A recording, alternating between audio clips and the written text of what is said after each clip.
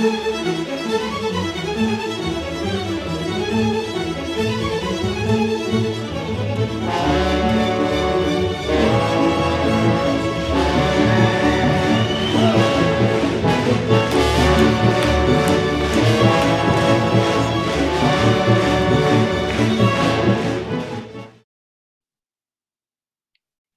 to another Virtual Virtuoso with the Cheyenne Symphony Orchestra. I'm William Intriligator, music director and conductor, and joining me this evening is wonderful violinist Michael Ludwig. Welcome, Michael. Thank you, William. It's great to be here. It's great to be with you, Michael.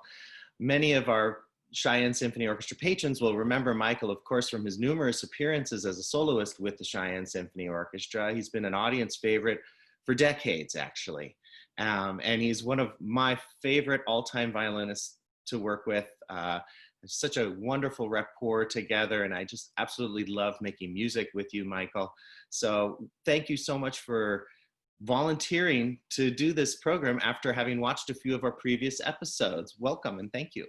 Thank you. Yeah, I really enjoyed watching them and wanted to just be a part of it because this is a very special orchestra to me. I have a long history, in performing with the orchestra. You and I have a special friendship that began through this orchestra. That's right. Yeah, so I have a lot of special memories with the Cheyenne Symphony, and yeah, our friendship is very dear to me, and it's enabled us to share a lot of beautiful music together and wonderful times.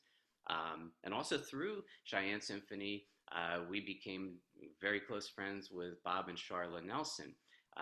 So and that to me is the concerts are wonderful, making music is great, but the relationships and the special connections to people that come about through music is really what it's all about.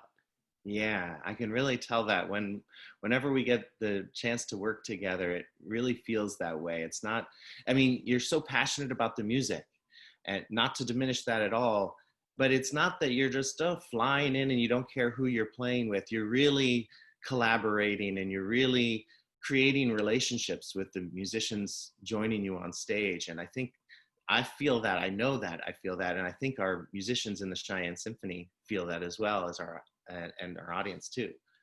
Well, I really appreciate that. Thank you. We were going back through the files, and you were reminding us that you've actually been performing with the orchestra, gosh, for many years. And why don't you tell us a little bit about that, and maybe a little bit about your own history and where you live now and where you grew up? Right.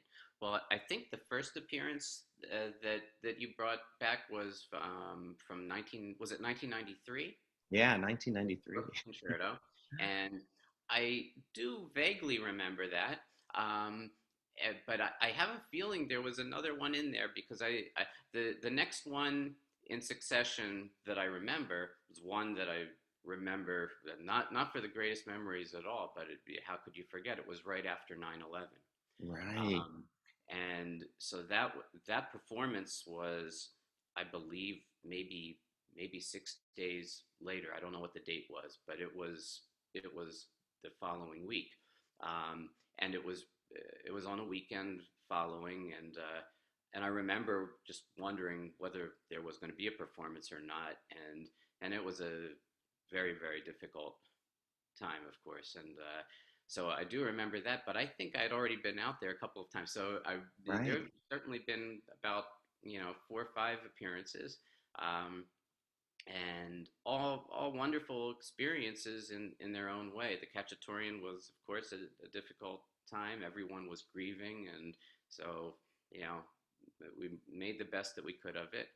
And How did you fly out with the airports being shut down? How did you get out there from the East Coast or wherever you might have been coming from? I was in California at the time, Oh, and just stayed beyond the amount of time that I would stay. And my recollection was just hopping on a flight the first day that flights opened up, coming out. wow. And so I think it was a very quick trip. I think I was just in time to rehearse through the concerto and go out and play. So probably Yeah. came in on a Friday, played Saturday night, and left on Sunday. My goodness. Wow.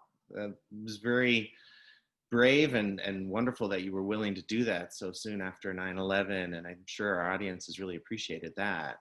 It was the only time I've ever played the Cacciatorian Concerto, Oh, actually. yeah. But yeah, so it was, and then yeah, and the subsequent performances have been our moments to share together, which have Yeah, been very special to me, and that I enjoy so. absolutely. Tchaikovsky Concerto in 2009, and then the Glazunov Concerto, and I would say, what was it, 2014 or 15, something like that? Yeah, and that's one of my favorite concertos. So I mean, Yeah. I one of the things that I've enjoyed in our working together is we've really gotten to dig into great repertoire Mhm. that we can enjoy so much. And I I'm sorry, I'm not sure what is going to be first up in this program, but I did want to make a little gesture towards the Brahms Concerto, which unfortunately I had to cancel a couple of years back due to health issues. But hoping to be able to play Brahms in the future, and so I recorded the Chrysler cadenza in advance of that. Oh, I can't wait to hear that tonight. That's wonderful. Yeah, we were really heartbroken that we had to postpone that at short notice for medical reasons. And I mean, we understand things come up. It's actually kind of surprising that that doesn't happen more often in the industry. And you know, as far as I'm concerned, it's now it's not canceled. It's just postponed, and we would really want to bring you back to do the Brahms. And what many of our audiences don't realize is that that was planned and in the works for years. And so it was especially hard to not see it come through. Yeah, Yeah. I feel the same way. And but anyone who's had a kidney stone will understand that that plans change once in a while. Although I've had kidney stones that I was able to go out and play concerts, but this particular kidney stone required intervention. So, Yes. Oh but my goodness. Now, it's also special. I feel that we had a chance to explore so much Russian music together because really, correct me if I'm wrong, but a lot of your training, it was in a really Russian style of violin playing. Isn't that right? oh yeah, absolutely. Well, my dad uh, taught me the violin from open strings, Wow. um, and all through my formative years. And my father studied with Raphael Bronstein, who was a great pedagogue, taught in New York. And Mr. Bronstein was part of Leopold Auer's class, you know, right Great along with violinist from Russia. Yeah. yeah, along with folks like Milstein and Yeah. Heifetz, and so I'm steeped in that school of violin playing, Isn't which Auer the one for whom Tchaikovsky wrote that concerto, and then he dismissed it, didn't perform the premiere, but then later in life embraced it and taught it to all his students with his special, perhaps changes of register and things of that nature, perhaps cuts even. right. Yeah, that's so neat. That's amazing that you can trace your lineage back to the violinist for whom Tchaikovsky wrote his concerto. And for us, you and me, that was our first time working together, was the Tchaikovsky concerto. That's really, it's amazing. So tell us a little bit more about your musical family and where you grew up, and a little bit more about your heritage and your upbringing. Well, I grew up in Philadelphia, and as I mentioned, my father was my teacher. My father was a violinist in the Philadelphia Orchestra. His cousin, Jules Eskin, was the principal cellist of the Boston Symphony, and so music was just in our family. My brother was a violist. He was a violist in the Boston Symphony, and I went on to play in the Philadelphia Orchestra. I was associate concertmaster of the Philadelphia Orchestra for a number of years, and then went on to be concertmaster of the Buffalo Philharmonic for a few years. And now, at this point, my focus is more on concertizing and solo work, teaching, which is very important to me, and conducting. I conduct an orchestra called the Roxborough Orchestra. It's a community orchestra based in Philadelphia, and my wife Rachel is the manager of the orchestra and serves on the board of directors. And so so we have a very full life of music, which our son Jacob is picking up right away. He at 3 years old he loves music, is singing all the time, and and a wide variety of music as well. Oh, that's fantastic. Well, how could he not? He's got it in his genes. On your side as well as Rachel's side. I mean, Rachel is also a very fine violinist, and we were thrilled that the last time you played with us with the Glazunov concerto, she actually joined in and played in the orchestra, and traveled with you, which was so special. Yeah, no, Rachel enjoyed that very much. She's a brilliant violinist, and Yes. she plays. She's the first violinist in the Philly Pops Orchestra, and has played in numerous orchestras around the country. And so, yeah, we have music in the house all the time. I bet. That's so great. Well, tell us a little bit about let's say, I guess the first piece that we're going to hear you perform tonight. Maybe you can give us a little introduction to that, please. Which is the first one on the docket? I'm sorry. You know what? It's up to you. Really. Should we start with Bach? Sure. Okay. Yeah. That sounds great. Well, the Bach, I sent over a recording. I actually just played this for a gala. It was a gala event, which was a very special event for the Philadelphia Youth Orchestra. Speaking of concerts that were canceled, I was supposed to perform for their 80th anniversary gala concert, and I was going to be playing the Korngold Concerto with the youth orchestra. And I have a Oh, long association with the youth orchestra and very close friendship with the music director, Louis Scaglione.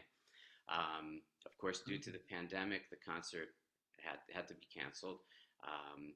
But I really wanted to be a part of this event. And so, in choosing a piece of music, I wanted to find something that, with as much meaning and significance as possible, deeply reflective.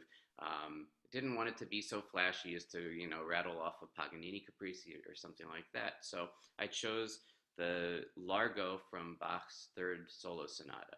oh, beautiful, One of wonderful. the most lyrical, beautiful works amongst Bach's sonatas and partitas. Um, so uh, that's a selection that I recorded for their event that they just had this past weekend, and wanted to share that as well with everyone in Cheyenne. That can't wait to hear that. During this time with so much going on in our country, going back to Bach and that meditative quality, that eternal, there's something in that music that just sort of speaks to us and really is special at this time, I think. Yeah, I agree, absolutely. And the music is, of all the music that I play, Bach is the biggest challenge. I think where I've noticed it the most in my recent years teaching more and more, and this year I was teaching a lot. I had a wonderful opportunity to be teaching at Indiana University. Oh, wow. So I was working with great students there, and I find that the biggest challenge is teaching Bach because it's for a number of reasons, but primarily that it's so personal. And I don't want to teach students to play Bach the way I play Bach. It's not necessary. They have to find what speaks to them individually. At the same time, there are rules and structure to the music and appropriate ways to approach the music. And then you get into those rules and trying to figure out, well, which ones are so important to adhere to. Do we have to play it exactly as it may have been played when Bach wrote the music? And so there's so much that's open to interpretation and so many wonderful ways to play. Whether you're listening to Henrik Shearing playing Bach, or if you're listening to Isaac Stern, or if you're listening to Stanley Ritchie, you're hearing great artists that all bring such wonderful elements to the music, and in different ways, the playing in different styles. So it's a big challenge, but it's really kind of excited me and given me much more inspiration to delve more deeply into that literature. And in this time in pandemic, when you can't be out on stage with many people, it's really relevant to be playing these unaccompanied works, and Right. it's a good opportunity to play the works to keep music out there and keep sharing music with people. Fantastic. Well, we look forward to hearing the Michael Ludwig artistry come through here. Here is the Largo from which solo sonata was it again, Michael? This is Sonata number 3. Right. All right. Enjoy.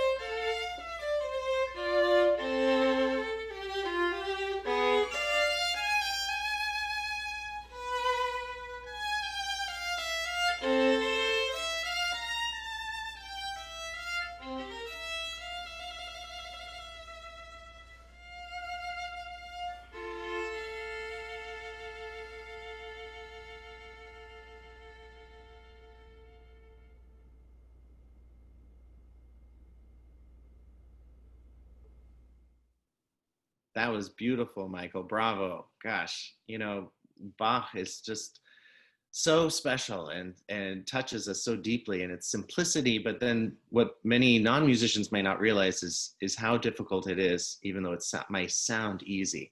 One of the things I particularly appreciated about that performance of yours was the singing quality. You're such an incredible singing artist through your violin. And I love that you didn't shy away from use of vibrato as well. Do you want to maybe speak a little bit about your thoughts on vibrato or other techniques with with the Bach? Sure. Well, oh, thank you. Yeah, well, it's a very lyrical movement, very much like an Italian aria. And yeah, for me, playing the violin is all about singing.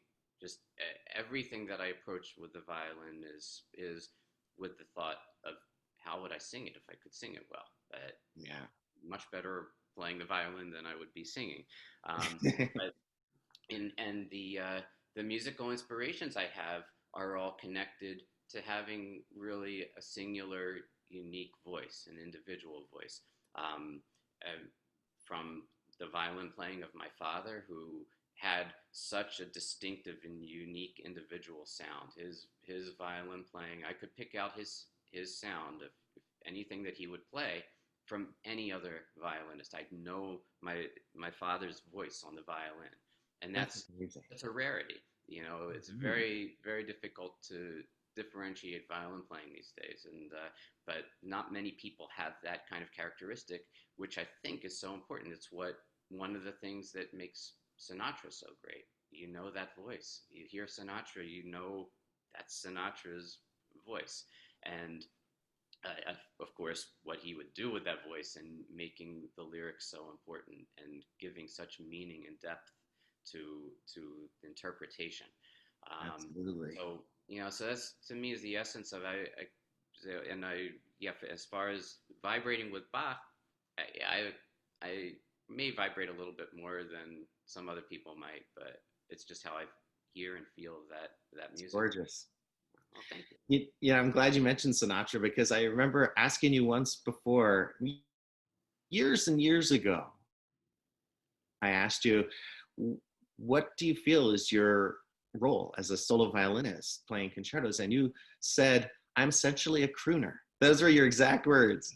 My inspiration is Sinatra and Dean Martin and those guys, and I'm expressing, I'm singing, and I'm trying to, you know, play the notes, but more than the notes. It's all about those inflections, and there's a certain kind of being on the edge of improvisation. You never want to do it pre-programmed in the same way each time. And I love that quality about your violin playing. Well, thank you. Yeah, I think having that kind of sense of spontaneity that's built into a structure that's really well prepared. So yeah, I mean, I think if you listen to live recordings of Sinatra or videos, yeah, he has that sense that you think that he's just making it up as he's going, that it's just so almost conversational and inspired in that way. And yet, there's no question that he knew what he was doing and that he had prepared so well in order to have that moment. So I kind of look at my preparation to be so well structured and defined in advance and have the muscle memory in terms of all the passage work and just knowing the bowings and fingerings and kind of having all of that in my fingers and my hands and my arms kind of so well plugged in that when it's time to perform, that's there already. And then if you have good awareness of what's happening around you, if I'm aware of what you're doing on the podium and what our colleagues in the orchestra are doing, things change. And no two performances should be alike, and it can have that kind of spontaneity which comes about much more easily. If it's just random spontaneity without preparation, of course that becomes a Right. little chaotic. But I think it's really important. I know for myself, having played in orchestras for a number of years, that the dullest, most insipid performances were the ones that you knew exactly what was going to happen, and Absolutely. it was going to Yeah. happen 4 straight nights. Right. It's not quite what Exactly. One of my greatest conducting teachers was actually not a conductor. He was actually not even a musician. He was a trained dancer by trade. His name was Joseph Gifford, and he worked with a lot of young conductors through a program of the League of American Orchestras, especially back in the 1990s. And got to work with him very intensely, and it was wonderful. One of the things that he said to me, I'll never forget, was, William, every time you conduct, you must go into the unknown. I thought that was brilliant. So he helped a lot of young conductors with sort of movement awareness and gesture and connecting with the music in a physical way with his dance experience. And when you talked about that, not having each performance be the same, it really brought back that teacher of mine. Yeah. yeah. Well, tell us about what we're going to hear next. This is a special treat too, and it ties in with your teaching. Tell us about it. Yeah, well, the teaching is so important to me, and so I thought I'd just share a brief tutorial. And so what I selected was a little bit off the beaten path. I selected one of the studies from Schraddick, Book One, School of Violin Technique.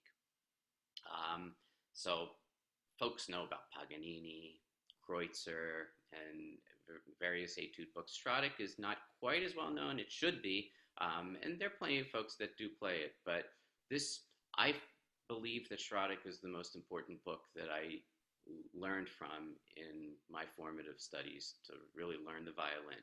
And I actually think that if I had to teach someone to play the violin and I could only use one book of studies, I would choose Stradic, even though they're very similar. There are 20 of them in succession, and they're all long sets of 16th notes with slurred bowing back and forth. So it doesn't focus on things like spiccato and various bow strokes so much, but there's so much that is involved in playing Stradic well that gives you the tools to be able to not only be a great violinist, but also to be a great artist. And actually, the Stradic are very mechanical, as you'll hear. So I play this etude through before sharing some thoughts about it. It's very mechanical. I play it in one dynamic. There's not any particular phrasing that's going on other than to play every note where it's supposed to be played and honoring every note. And in essence, that's how I feel about Bach, that every note is sacred and every note is important and has to have its value. And Stradic, one of the ideas behind it is to build even amounts of strength in the fingers of the left hand. So we typically have a weaker pinky. Yeah. But if we can strengthen that finger so it's as strong as every other finger, that gives us possibilities to do more technically. And certainly one of the possibilities is not to have deficiencies in long stretches of notes. That if our fingers are equally strong, we can play a string of notes through without any of the notes suffering because of weakness in one of the fingers. So there's a lot that goes into the Stradic. I pulled out my old Stradic edition that I had studied with my father. You can see look at that. Well worn, and but it's as I mentioned to you earlier. This is a sacred edition to me. This is of all of my music. This is really, it means a lot to me because it has markings in here that I used when I was a little kid that my dad had put in, and maybe markings from your father as well. Oh, it looks like it's like you were mentioning it might be over 100 years old. Oh yeah, I think so. This was my father's music, so I was studying it in the 1970s, but yeah, and this is this particular one that I'm going to play. Number 9, right? Yeah, wonderful. Number 8. Number 8. Oh, number 8. Okay, all right.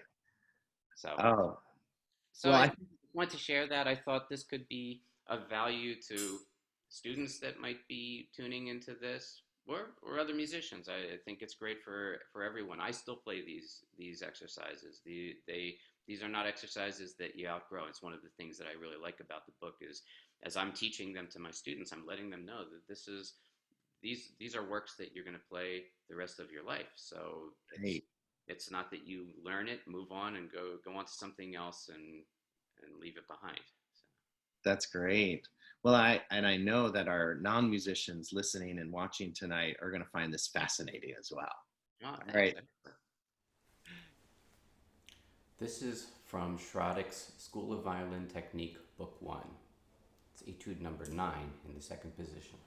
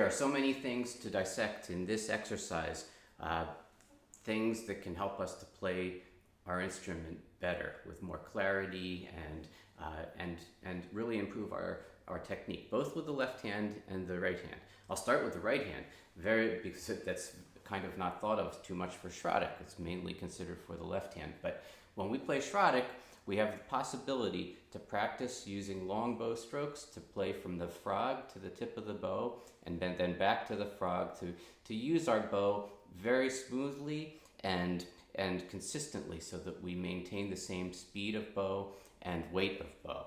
So for instance,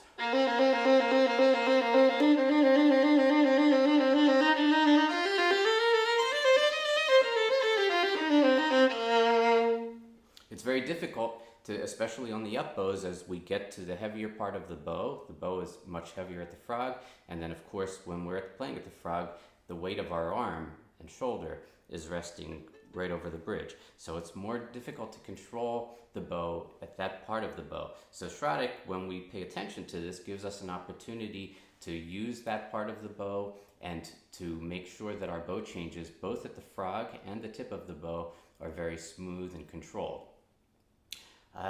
In terms of the left hand, the Schradek etudes are great for strength of the and evenness of the fingers of the left hand, particularly strength of the fourth finger.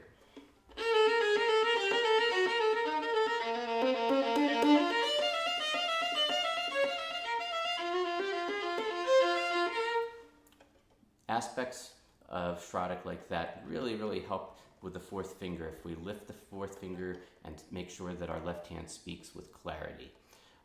Another element of Schradek are the extensions. The fourth finger extensions enable us to build a larger hand span in the left hand. We can cover a little bit more territory in the fingerboard. When we can do that, that opens up our possibilities for fingerings. Not only to have more extension in the fourth finger, but when we have strength in the fourth finger,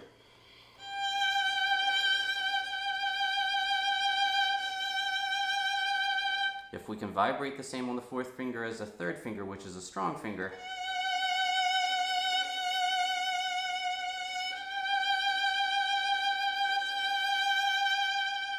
if we can do that, then we don't have to avoid the fourth finger on long notes that are needed for singing. If we can avoid having to find creative solutions to use a third finger, and if we can use all four fingers on our left hand, then we can really do more things. We can avoid unnecessary string crossings. We can make sure we're in positions that are more secure for intonation. So there's a lot of benefit to strengthening the fourth finger and making sure that it's every bit as strong and useful as the other fingers on the left hand. Lastly, to mention about this particular etude, the chromatics at the end are very valuable. These are chromatics that use the same finger moving in half steps.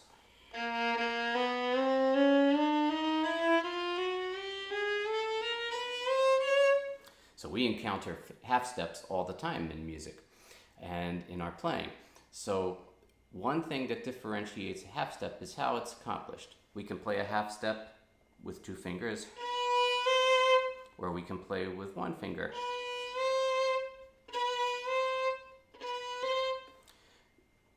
A half step is very narrow interval.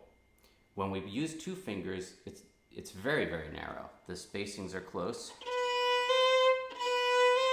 Fingers touch each other. And in fact, as we go up high positions on the violin, the spacings narrow even further and the air gets thinner up top. So the fingers are very close together, and we think of the spacings as very close. But what we don't always think about is that when we're using one finger to play a half step, it's actually a large space because there are fingertip distance between the two notes. So whereas we'd have these two fingers tight together to play a B natural and a C natural, now the first finger has to move a full finger's distance over to play the C natural. So in these kinds of chromatics, the spaces are actually larger, and they have to be thought of as such. And the Schradek etudes give us a lot of possibility in those chromatics to practice this.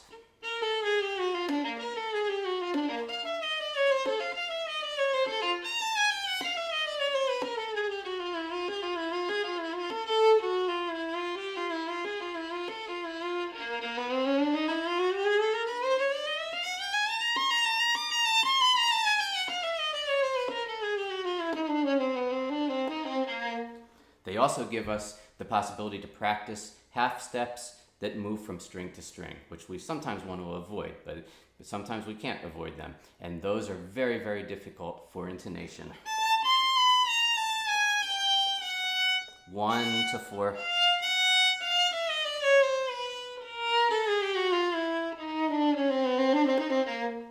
So this is just a little taste of what Schroedick can do for violin playing when we really, really pay attention and look to maximize the possibilities of these great exercises. Bravo again, Michael. Wow. I think that is so fascinating. Just to hear you play that, and I mean, you're playing that by memory too. So, like you said, this piece has stayed with you since your formative years when you were just learning it. And is it something that you do for a warm up or to keep you on your toes, or and how many of the 20 do you have at your fingertips like that at this moment? It's amazing. I have most of them. Now, out of the 20, I probably can play, well, by memory, I would probably play 15 or 16 of them by memory, I'm guessing, but almost all of them, really. The last one is a very, very long one in the Schirmer edition, but the edition that I learned from the Schroedick from is a little bit different, and the 20th one has it's listed as rhythmical trills, it says, and it only goes a page and a half. So the Schirmer Oh, edition has a, an absolutely wild 20th exercise, which I can confess that it's not something that's in my fingers. But so it's, and I actually, as difficult as it is, and it is, I don't find it to be the most useful of the Schrodicks. The other ones, yeah, I guess I memorized them over the years just from playing them so much as a student, and I don't use them on a daily basis or anything like that. I don't have like a structured warm up. I just pick up the fiddle and play. But wow. but I play them every once in a while. Sure. I just do, and I certainly play them if a performance is coming up, and I just know how my hand feels, and I know if I need to like kind of limber up a little bit, and it's the quickest way. If I hone in on Schroedick for a stretch of days in a row, it makes a big difference. In terms of the strength of the fingers of the left hand, the placement, really paying meticulous attention to intonation and Oh yeah. clarity. It just really organizes and structures, and you can hear it's a structured 18th. Absolutely. I love that whole part about chromaticism and how he explained it. I think that would have been really interesting to our non-musician audience as well. I mean, that was fascinating. Yeah, it is fascinating because we think of like chromatics and those half steps as being so narrow, and especially on violinistically, we think of that when we're placing our fingers together. Our fingers are Mhm. touching; they're right next to each other. But when we have to move the same finger, Yeah, it becomes a large spacing, and that and going up and down in chromatics, it's imperative that the intonation stay centered, because yeah, obviously if you go up a chromatic and you don't go up quite as far as you should, and then the progression continues, now you have a whole string of notes that are all out of tune. exactly. Right. Exactly. Fascinating. Well, one of the things that's been an important part of your career as a musician, and which has it's been so amazing as an orchestral player, as a soloist, as a teacher, one of the things that I'm so impressed with, in addition to all those impressive qualities and experiences, is the way that you've been promoting new and contemporary music. And you've actually had a number of pieces written for you. And then the next piece that you're going to perform is a piece of contemporary music. Tell us a little bit about that. Yeah, well, the next selection, it's actually a number of pieces by wonderful composer and friend Andrew Rudine. Andrew, I first met at the University of the Arts way back when I was a student, and he was teaching at the school. And he lives in North Jersey. He's a great composer, wonderful person, and so I was looking for music not long ago for again, this is during the pandemic, looking for music that I can play online, and I came upon a work of his called Canapes, that was sitting in my bookshelf. And I don't know how it sat there all this time, but I took the music out and I'm playing through the pieces a little bit just to get a sense of them and a feel for them. And my wife Rachel hears from another room and comes in and asks about it and says, "This is great. What is this?" And encouraged me, said, "You have to play this." So I selected a few, and so I'm adding them into my repertoire, and they're wonderful pieces. Mm-hmm. So they were written, I guess, about 15 years ago, and they were written as kind of a New Year's resolution that Andrew and his partner had come up with. That a wonderful resolution that they would each create a work of art on a daily basis for the entire year to come. Wow. So Andrew started off with these wonderful works for unaccompanied violin, small little bonbons. And Yeah. what I like about them is that they are each kind of so unique, and they each bring their own flavor and color. So I wanted Mm-hmm. to share them with you. Fantastic. All right. So is there a particular title to this movement of which canopy this is? These are four in the midst of it. There are eight of them, and Right. I selected, I believe, three numbers 3 through 6, or maybe Oh, it was two through five. Um, I should know that. no, that's fine. They are delicious little pieces. I can't wait. It's going to be great to hear. Oh, they're great, and yeah, it lets me know I've got to go into my library a little more often because I mean these wonderful works were sitting there kind of neglected. So I'm Right. happy to be playing them now, and for people to have the opportunity to enjoy them. Great. Here we go.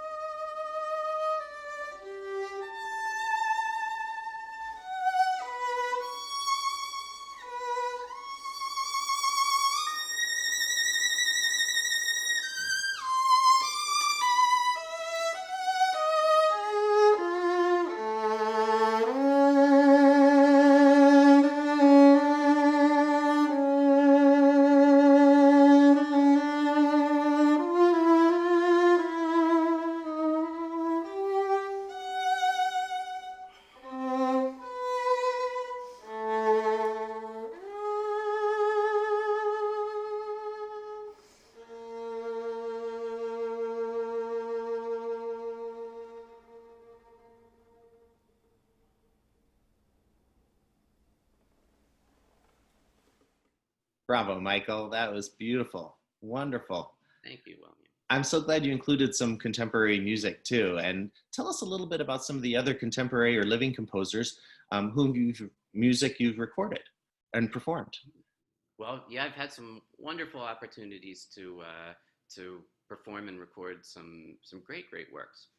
One of the works is a violin concerto that was written for me by Darren Hagen, songbook, and so I recorded that with Buffalo Philharmonic, and also as well the Red Violin Concerto of John Corigliano. That had been written already, so that was not personally written for me, but a wonderful opportunity to record just an extraordinary work and very difficult work, Mm-hmm. and to do it with John present there, which was a great experience. We'd already rehearsed and gone through the concerto. It was kind of, I thought it was ready to go, and John came to town, and he was very specific. It's interesting. Some composers are more specific about what they really want in terms of how their works are performed, and other composers are much more open to how the performer kind of hears the Right. music. Yeah. John had very defined and detailed way that he wanted to hear his music, and it was a valuable lesson to me, because in general my playing was a little bit in a comfort zone. I was doing everything comfortably, and his work is very difficult, very technically challenging, all kinds of different techniques to employ, and just wonderful. But so he pushed me, and I only had like a day or so to make modifications, but I did it, and it made all the difference in the world. I Oh, could wonderful. hear the difference, and so it really let me know it was a message to like push myself a little bit more, Mm-hmm. and not only just for his concerto, but for anything, whether it's Glazunov or any other work, to be willing to push the limits if it made musical sense to do so. And Well, I've heard that recording and it's absolutely thrilling. I also want to mention that our audiences in Cheyenne have a special relationship with John Corigliano. He's actually been to Cheyenne many times, and the orchestra has played a lot of his music, particularly under my predecessor's baton, Stephen Altop. And so that's really neat for them to hear this connection with John Corigliano. yeah, You no, telling me that you also recorded another contemporary violin concerto with the London Symphony? yeah, Ken Fuchs's American Rhapsody. Amazing. Oh, Lovely. I heard that recording too. That's beautiful. Yeah, very lyrical work, and I think all of these works, I tend to find, I don't know if it's that I particularly seek it out. Of course, I do. I'm looking for where is the lyricism in all of the music, and these are all works that it's it's in abundance, and so it's very gratifying for me to be able to devote energies to contemporary works of our time that are really relevant. I also wanted to ask you again about your wife, Rachel, since our audiences might be curious more about her career as a brilliant violinist. Tell us a little bit more about her and how the two of you met, please. Yeah, well, Rachel studied at Carnegie Mellon University, and when she was a graduate student there, she was in the National Repertory Orchestra in Breckenridge, Colorado. And I came out to solo with the NRO, and so that's how we met. And we stayed in touch for a couple of years, just with phone conversations, on and off for a couple of years. And then 2 years later, we went on our first date. Wow. And then, yeah, we've been married now for 4.5 years, getting close to 5 years, and have a 3-year-old son. Our wedding was very interesting, and something I can share with you if you like. Rachel and I both play in the Philly Pops, and we often sit together. I'm concertmaster, and she often is sitting right next to me. And when we were planning to get married, we were thinking about what we wanted to do, and the idea of being married at a Pops concert came to us. And originally we're thinking in front of Independence Hall for 4th of July. Pops always does a July 3rd concert at Independence Hall, and it just wasn't able to work out logistically. The Pops wanted to do it, and we just couldn't quite make it work. But uh, as we went along with other possibilities, we came upon, of all things, in the following October, there was a series of concerts celebrating the 100th anniversary of Frank Sinatra, his 100th birthday. Perfect. And it was unbelievable. It was just like it was meant to be. Oh, And so Mayor Michael Nutter, Philadelphia's mayor, officiated our wedding.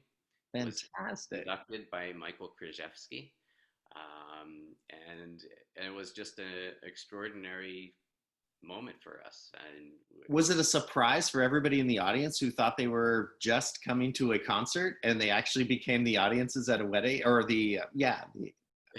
it was a surprise for all the audience except for our guests. Yeah, so right. there were some people that knew, and of course the orchestra knew.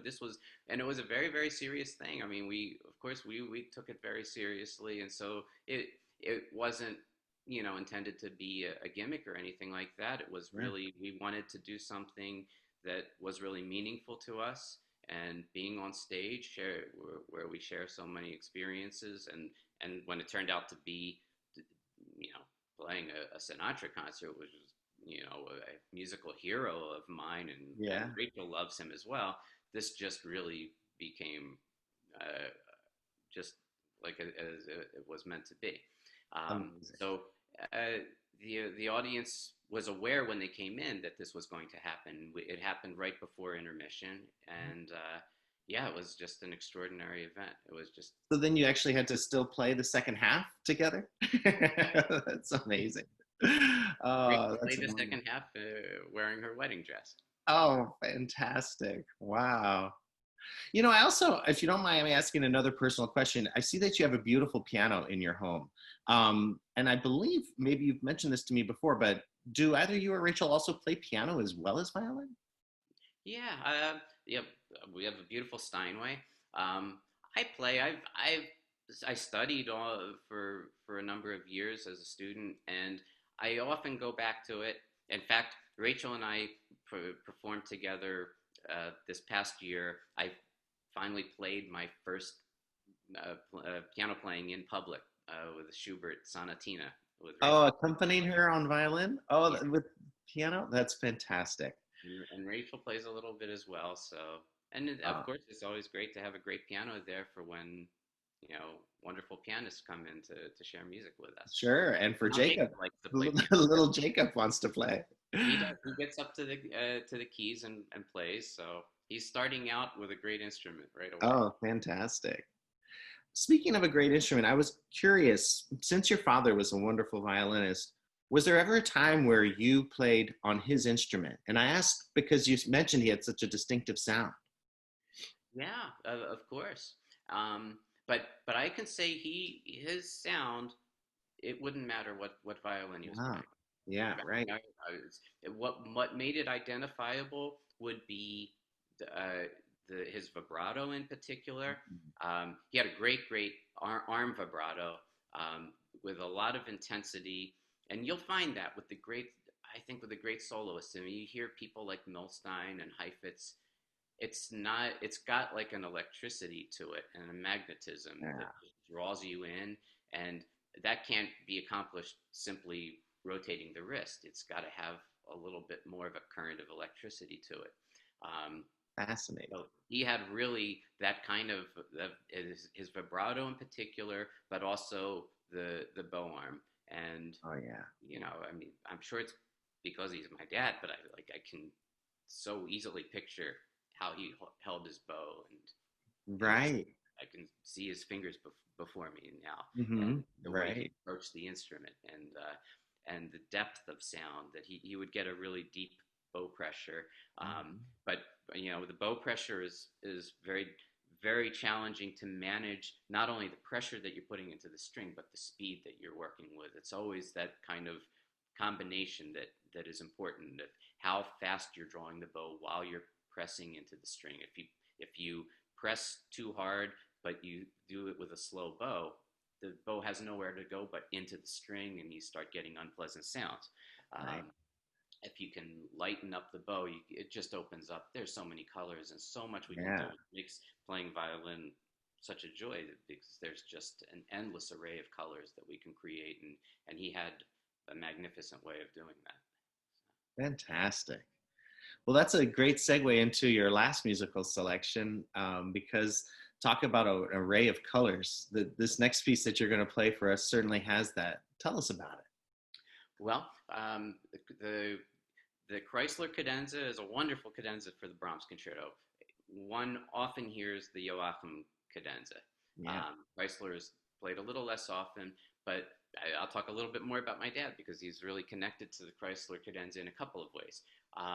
In one way is that his close friend Gordon Staples, who was concertmaster of the Detroit Symphony, just loved the Chrysler cadenza to the Brahms concerto. And one of the times that Gordon came to visit us when I was a kid, that was like front and center. They talked about it, they were playing it, and so my recollection is that that's when I learned this particular cadenza, and I've elected to play it almost all of the times that I play the concerto. Wow. It's written in such a beautiful way, and just so creatively. And of course, Chrysler was really one of the great violinists, and my dad had the opportunity to play with Fritz Chrysler. Really? Yeah. Wow. It was right at the beginning of my dad's career when he was playing in the National Symphony.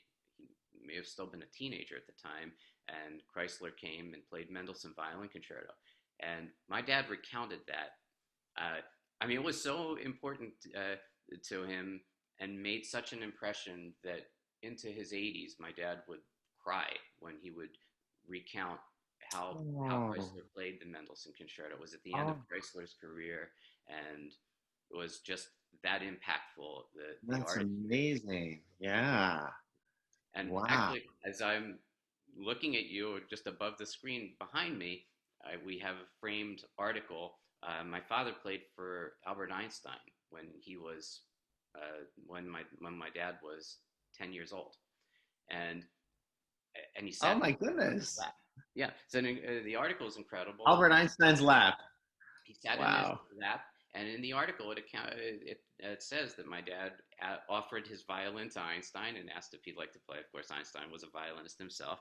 So, yeah. But for having a life experience like that, I can tell you he talked more about Chrysler than he recounted the Einstein. Well, in these days, many people in our audience who are not violinists may not realize just how important Chrysler was and what an incredible violinist he was. There's a wonderful old story, and it may be apocryphal, but and correct me if I'm getting it wrong, but apparently one time the great violinist Jascha Heifetz and the great violinist Nathan Milstein were together in a restaurant, and the maitre d' brought over a card, an envelope that was addressed to the greatest violinist of in the world. And they both protested and said, "It must be you. No, it must be you. And it must be you." Finally, one of them opened it and it said, "Dear Fritz," mentioning Fritz Chrysler. Great story. Well, he was right up there.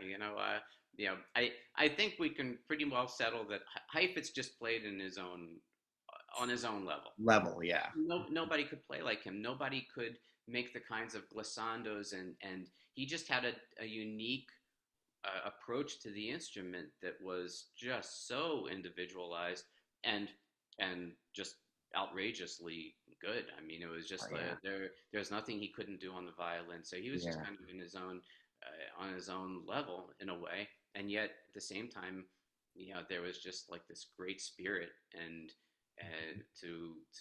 warmth to Chrysler's playing, and Milstein was a great player. So, and of course Heifetz is kind of, sometimes people say it's cold, that it's lacking warmth because of his demeanor. Because if you ever watch videos of him, he's kind of stone-faced and he just stands still.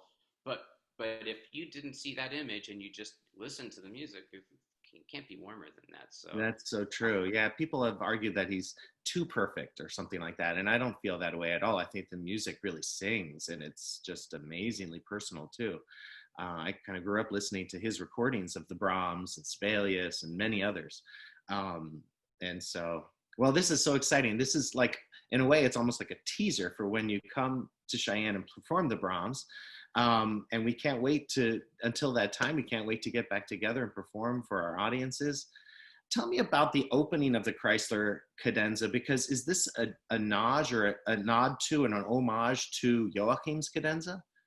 Yeah, they open very similarly. You could easily morph into the wrong one if you're not aware. Um, yeah, it would have to have been a conscious choice. Yes, Then right. Chrysler kind of just does his own unique things. And if you've heard other cadenzas of Chrysler, like Beethoven Concerto, or in just other works of his, then you just know the kinds of violinistic techniques that he would typically employ. Always serving the music, which is just so great. That's so great. It's just it's a wonderful work, and I was just happy to share that in advance of coming back to Cheyenne, and with apologies for not being there a few years ago. Absolutely. Well, it's a wonderful that you're sharing this music with us tonight. Thank you, Michael. Here is the Fritz Chrysler cadenza to the Brahms Violin Concerto. Enjoy.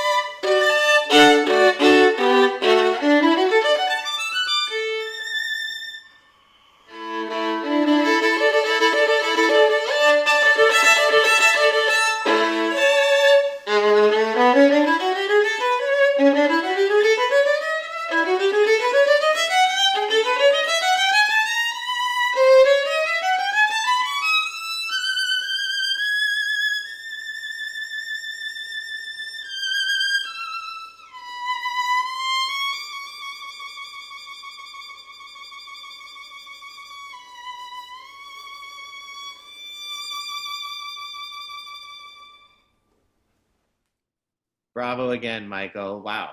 Incredible. Such a range in that cadenza. Well, thank you, William. I'm glad you liked it. It's a great Yeah. song. And actually, hearing you play that, I realized I don't think I'd actually heard that before. So, like you said, the Joachim Concerto cadenza is so frequently done in that concerto that it was refreshing to hear the Chrysler, and it's wonderful that it's out there and that you're, promoting it. Oh, thanks. Well, of course, Joachim and Brahms had a really strong connection. They worked together in detail, but Chrysler is not that far removed from all of this. He actually did meet Brahms. Now, he didn't work with Brahms in the way that Joachim did, but it's pretty significant that he was literally in Brahms's presence. So, Yeah. yeah, and I agree. It's just a more of a fresher perspective and something a little different to listen to. Exactly. I forgot to ask you about your instrument, and some of our audiences listening tonight might be curious to tell us if you could tell us a little bit about the background of your violin, maybe even your bow. Yeah, the instrument is made by Lorenzo Storioni. Storioni was the last of the great Cremonese masters in a long line dating to Stradivari. And I've played on this violin for about 20 years. Wow. One of my solo appearances with the Philadelphia Orchestra was, yeah, it was sometime around 2000 or so. I'm not sure exactly when now, but I went into a violin shop, Menig's and Sons violin shop, which was the foremost violin shop in Philadelphia at the time, and I asked, I said, "Do you have an instrument that I could borrow?" And I was already fortunate enough to have great instruments already to play on, but I was just looking to find the best fiddle that I could for the performance. So they let me try a number of violins, and I loved this violin, so they lent the violin to me, which was very, very gracious and generous of them. And I loved the violin, so I wanted to have it, so I purchased it. The bow that I use is Dominic Picat, and it's the same story. It was another set of concerts, and I asked if I could borrow a bow. And it was the bow that I liked, and so I purchased that as well. So having the best equipment possible is really, really important. Every uh, every bit helps to like create the colors and sounds that one is looking for. Right. Sometimes Around what year was your violin made, would you late say? 1700s, What was it? of the late 1700s. Oh, it was. Wow. That's amazing. Wow. Incredible. Michael, this has been such a pleasure. We get along so well. Our friendship is very dear to me, and you mentioned that earlier too. And I'm so glad to have this opportunity to visit with you and to have our audiences get to hear you and to have this really wonderful special offering that you've given to all of us at the Cheyenne Symphony Orchestra. Thank you. Well, thank you. It's our pleasure. Rachel and I really feel a strong connection, and Jacob, with the folks in Cheyenne. And we're thinking of everyone, especially in these difficult times, wishing everyone to stay safe and well, and hoping that we can get past all of the difficulties and get past the pandemic and be back to a time where we can share music together. So Absolutely. Yeah, we can't wait for that. In the meantime, be careful. There's been this recent uptick in cases of COVID-19, and, it's not over yet, even though we really want it to be. So if you're watching out there, just a real reminder to be careful and safe and stay healthy. Michael, thank you again so much. Thank you to all of you who are tuning into this, and we'll see you again next Tuesday night for another installment of Virtual Virtuoso. And well, good night. Thank you again, Michael. thank you, William. Bravo.